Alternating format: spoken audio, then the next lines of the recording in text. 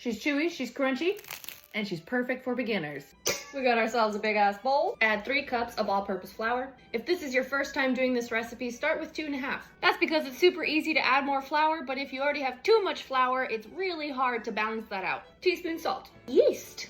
I'm using instant yeast, so I get to dump mine straight in. Remember to store it in the fridge. If you're using active dry, you're gonna put your yeast into warm water. The right temperature is around 120 degrees, or when you put your finger in it, it doesn't burn. Short and simple, if the water's too hot, our yeast friends will die. Once you smell the beer, or you see some foam, you're gonna dump it in with your flour. Since I'm using instant yeast, I'm skipping the preload of the yeast, and I'm just gonna go straight to stirring everything together. With my spoon or spatchy, I'm gonna do 20 big stirs. She's looking nice. She's real moist. It's a little too wet, so I'm gonna add a 1/4 cup of flour, and I'm gonna do another 15 stirs. Still a little on the goopy side, so I'm gonna add that last 1/4 cup of flour, another 20 stirs.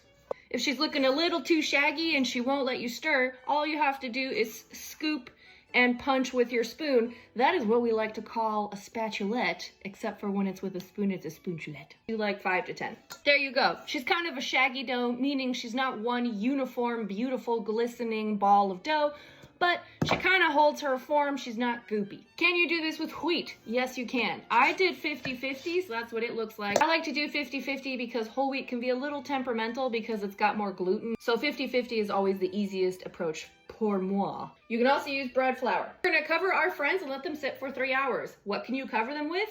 How about a pot lid? Or even a plate. You can totally use plastic, but plates are more eco-friendly. For a little over 3 hours, there she be. She hath grown, she's become bubbly. We love her. In case you're wondering why we cover our dough when we let it rise, behold, moisture.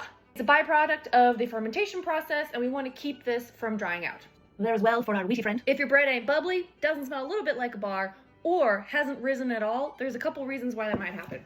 Go ahead and make a clean surface, a little bit unclean with some kitchen lube while I'll explain. With a hand spatula or a spoon, go ahead and gently coax her out of her home. So if your house runs a little chilly, it may not have risen. You can give it another hour and check on it again. Or pop the oven on for a few minutes at a higher temperature, then turn it off, which basically just makes your own little proofing oven. Side note, it is difficult to talk and also do that.